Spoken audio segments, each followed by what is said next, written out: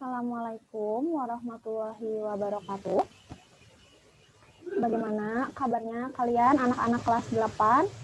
Semoga dalam keadaan sehat ya. Semuanya amin. Nah, hari ini kita akan lanjutkan materi minggu kemarin tentang yang namanya dia adalah tekanan hidrostatik ya, atau tekanan zat cair. Nah, untuk hari ini materi yang kita pelajari itu ada dua. Yang baru di sini, yang pertama ada yang namanya dia adalah bejana berhubungan. Terus ada hukum Pascal. Dan terakhir pasti ya selalu ada latihan soalnya. Nah, sekarang kita lihat apa yang kita pelajari minggu kemarin. Sebetulnya apa aja yang sudah kita pelajari minggu kemarin? Minggu kemarin ternyata yang kita pelajari ada dua. Yang pertama ada tekanan zat padat, yang kedua ada tekanan zat cair. Jangan lupakan juga rumusnya ya. Kalau misalnya dia adalah tekanan zat padat, rumusnya P itu adalah tekanan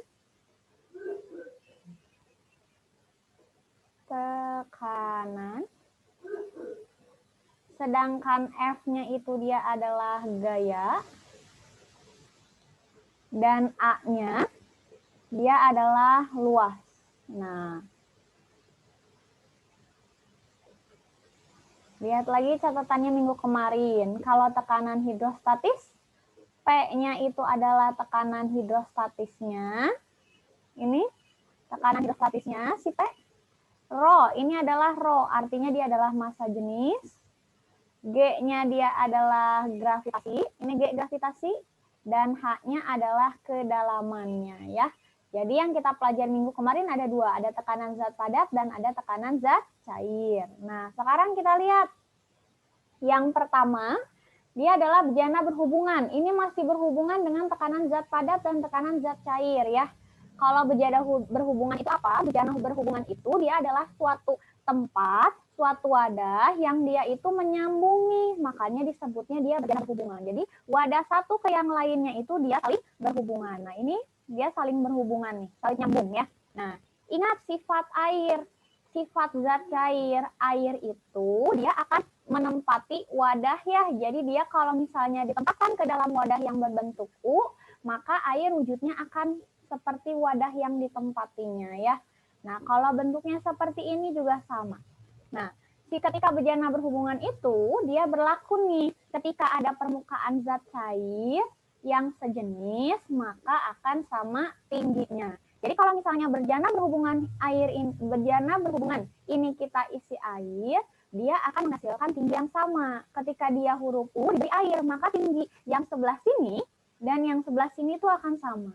Sama dengan bentuknya yang seperti ini, dia tingginya juga akan tetap sama ya. Nah, kalau misalnya dia si bejana berhubungan ini kita ganjal nih pakai sesuatu di bawahnya, tetap tingginya juga dia akan sama ya si airnya. Nah, itu dia adalah bejana berhubungan. Terus apa hubungannya Bu dengan tekanan hidrostatis atau tekanan zat padat? Nah, ternyata ini ada hubungannya.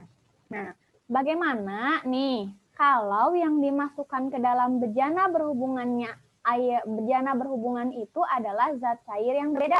Misal, Bunda di sini ada dia bejana berhubungan yang bentuknya huruf U, dimasukkan yang warna biru dia adalah air, yang warna kuning dia adalah minyak tanah. Ini zat cairnya dia berbeda. Tentunya dia akan menghasilkan ketinggian yang berbeda. Nah, ketinggiannya itu diukur dari sini, batas dari si minyak. Nah, ini dia adalah ketinggiannya. Batas si minyaknya kita ukur berarti dari sini ke sini dia adalah tinggi airnya. Sedangkan dari bawah si minyak ini sampai ke atas dia adalah ketinggian minyak tanah. Nah, ingat lagi rumusnya. Rumus apa? Rumus tekanan zat cair. Apa rumus tekanan zat cair? P sama dengan massa jenis dikali gravitasi dikali kedalaman. Tapi di sini karena ada dua, maka kita lihat. Maka tekanan zat cair yang ada di air ini akan sama dengan tekanan zat cair yang ada di minyak. Nah, minyak. Rumusnya apa? Rumusnya dia adalah rho air. Bunda singkat ya huruf A aja ya. Dikali gravitasi dikali kedalaman tinggi zat cair. Dia adalah H1 air ya. Sama dengan massa jenisnya dia minyak, bunda singkat M, dikali gravitasi, dikali ketinggian minyak berapa? H2 minyak gitu. Nah, maka gravitasinya kan ini sama nih, nilainya 10, kita coret karena sama.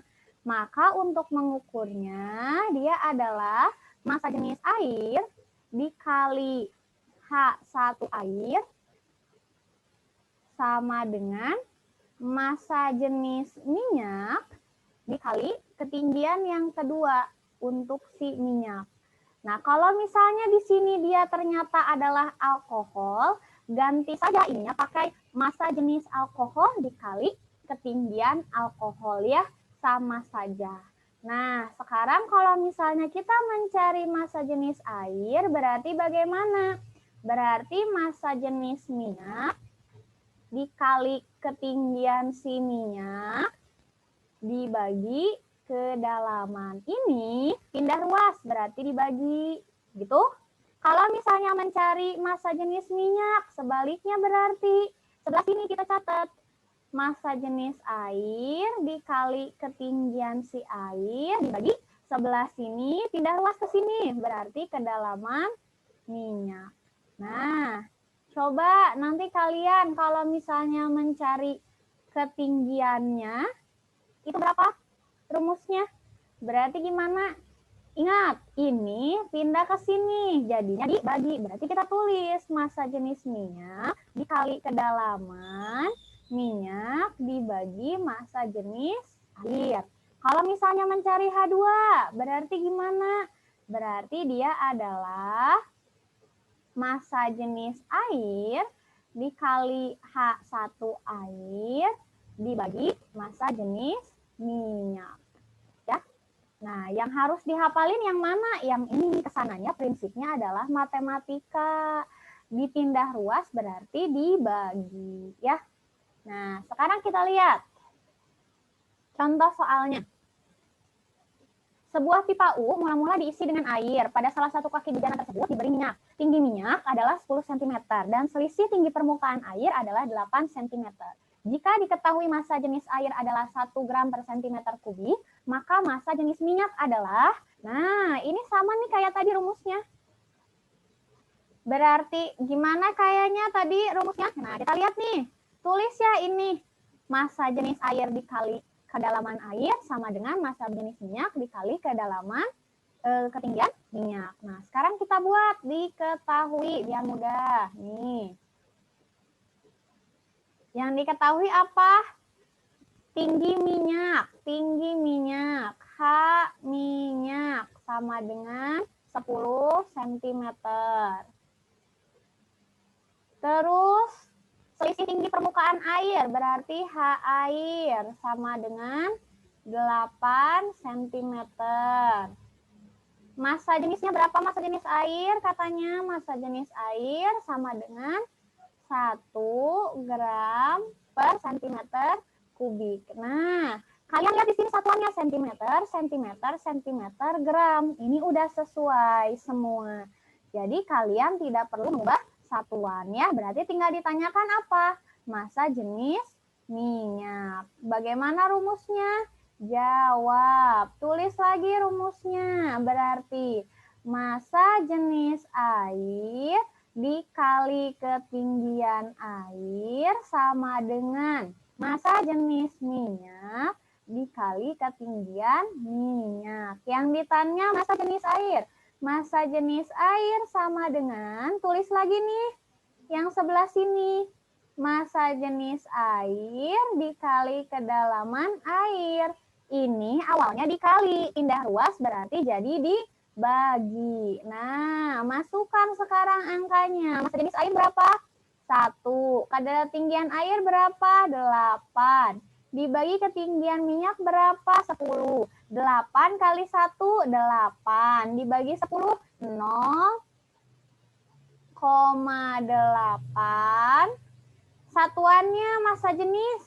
Samakan dengan yang air. Gram per sentimeter kubik. Ya, ini angka 3. Nah, gitu. Ini sudah dapat nih, 1 contohnya. Paham dulu sampai sini? Nah, kalau nggak paham kita ulang, tuliskan dulu. Diketahuinya apa? Kedalaman minyak, ketinggian air, massa jenis air. Terus kita tuliskan rumus yang ini. Massa jenis air dikali ketinggian air, massa jenis minyak dikali ketinggian minyak. Nah, di sini kita dapat massa jenis air dikali ketinggian air sama dengan massa jenis minyak dikali ketinggian minyak. Yang ditanya massa jenisnya minyak, berarti massa jenis minyak sama dengan massa jenis air dikali ketinggian air. Ini sebelah sini harus pindah ruas. Dia itu kalau pindah ruas berarti diubah jadi dibagi. Berarti massa jenis air dikali ketinggian air dibagi ketinggian minyak. Gitu ya. Nah, sekarang pernah kalian nemenin ayah atau ibu ke tempat cuci mobil? Nah, bayangkan nih, bagaimana alat yang besi sekecil ini dia bisa mengangkat mobil yang sangat berat ya. Nah, ternyata ini ada prinsipnya menggunakan prinsip IPA yang namanya dia adalah hukum Pascal. Jadi Pascal itu adalah seorang asal Prancis yang dia itu sangat pintar ya. Nah, dia itu tidak pernah sekolah formal, tapi keingintahuannya itu besar. Jadi pada usia 18 tahun, dia itu mencoba memakai plastik yang diisi air. Nah, setelah itu dia lubangi si plastiknya tersebut. Ternyata air dari kantung plastik itu dia akan keluar dari lubang-lubangnya. Nah, ternyata si Pascal itu penasaran. Kenapa kekuatan air yang keluar dari lubang, kan lubangnya banyak ya yang dibuat, lubang yang Pascal buat itu ternyata sama. Maka akhirnya si Pascal itu mengemukakan ada yang namanya hukum Pascal yang bunyinya adalah ketika tekanan yang diberikan zat cair dalam ruang tertutup akan diteruskan ke segala arah dengan sama besar. Nah, maksudnya ini. Ketika di sini Bunda punya nih, yang dia adalah 1. Bentar. Nah, 1 meter dengan gaya 10.000. Maka ke yang sebelah sini dia akan yang dia 2 meter, dia akan menghasilkan gaya yang lebih besar sebanyak 20.000 Newton. Nah, kan ini dia luasnya berbeda, tapi kalau kita luasnya sama, ini 1, sebelah sini 1, ketika dia diberikan kekuatan 10.000, maka di sebelah sini yang luasnya sama, 1 meter juga akan kekuatannya 10.000. Kalau misalnya di sini diperbesar, maka kekuatannya yang dihasilkan akan semakin besar. Nah, prinsip ini digunakan oleh alat yang tadi untuk mengangkat mobil. Nah, ini nih alat yang tadi. Ketika ada gaya yang masuk, dia akan bisa menghasilkan gaya yang lebih besar di bagian yang luasnya lebih besar. Maka didapat rumus hukum Pascal adalah F1 per A1 sama dengan F2 per A2 ya. Nah, ini didapat nih. Ini rumusnya. F1-nya itu adalah gaya, A1-nya itu dia adalah luas, F2-nya dia adalah gaya yang kedua, A keduanya dia adalah luas permukaan yang kedua. Nah, sekarang kita lihat contoh soalnya. Contoh soal. Pada pengisap 1 bekerja gaya 40 Newton. Berapakah berat beban yang dapat diangkat pada pengisap yang kedua? Nah, biar lebih memudahkan, kalian seperti biasa, tulis diketahui dulu. Nah, untuk latihan awal, kalau misalnya sudah mahir, sudah bisa, sudah cepat, tidak teledor, teliti, nah baru boleh langsung. Tapi ketika kalian merasa diri kalian masih ceroboh, masih belum paham, nah tuliskan diketahui ya, selalu itu harus. Diketahuinya apa? Gaya. Tadi gaya lambangnya apa? F. F-nya itu pada pemisah 1, berarti dia sebutannya adalah F yang pertama, gitu. Nah, berarti di sini kita tulis F1 sama dengan 40 Newton.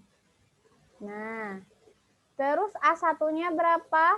A1-nya sama dengan 0,01 meter persegi. Kemudian A2-nya sama dengan 0,04 meter persegi. Ditanyakan beban yang dapat diangkat. Berarti ini nih, si bebannya ini. Berarti dia adalah F2.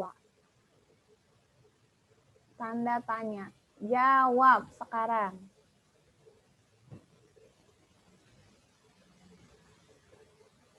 Rumusnya tadi apa? F1 per A1 sama dengan F2 per A2. Masukkan angkanya. F1 berapa? 40. Dibagi berapa? 0,01. Sama dengan F2-nya berapa? Belum ada. Berarti ini yang kita cari. Per sama dengan 0,04. Yuk, matematikanya. Sudah belajar yang namanya kali silang? Nah, ini dikali ke yang bawah, yang sebelah sini dikali ya. Nah, begini.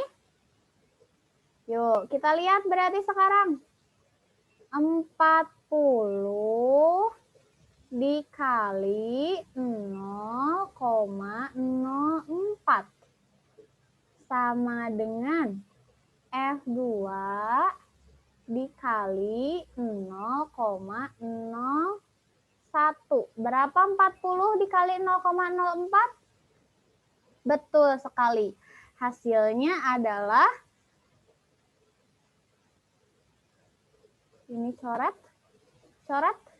Hasilnya 1,6 sama dengan F2 dikali 0,01. Nah, mau mencari F2 ini dikali, pindah ruas berarti jadi gimana? Dibagi. Berarti F2 sama dengan 1,6 dibagi 0,01. Nah, ketika seperti ini kalian jangan bingung. Tak perlu pakai kalkulator. Cukup apa? Ini berapa angka di belakang koma? 1. Berarti 16 kali 10 negatif 1. Kalau koma diubah jadi negatif. Ini berapa angka di belakang koma? 1, 2. Berarti tulis 10. Di sini ada berapa angka? 2. Berarti negatif 2 karena dia desimal. Angkanya di sini berapa? 1. Berarti gini.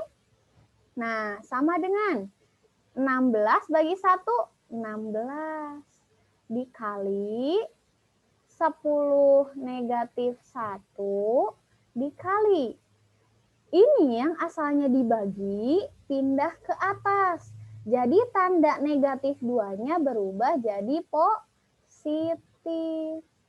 Nah, kalau dikali ingat. Pernah belajar matematika kalau pangkat dikali berarti jadi ditambah. Negatif 1 tambah 2 berarti berapa?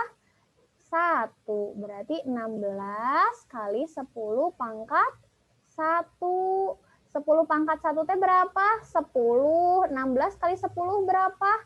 160. Ini dapat isinya yang kedua ya. Pahami lagi. Nah, tugas hari ini kalian buat catatan resume dari video tekanan hidrostatis hari ini tentang hukum Pascal dan bejana berhubungan, rumusnya, contoh soalnya.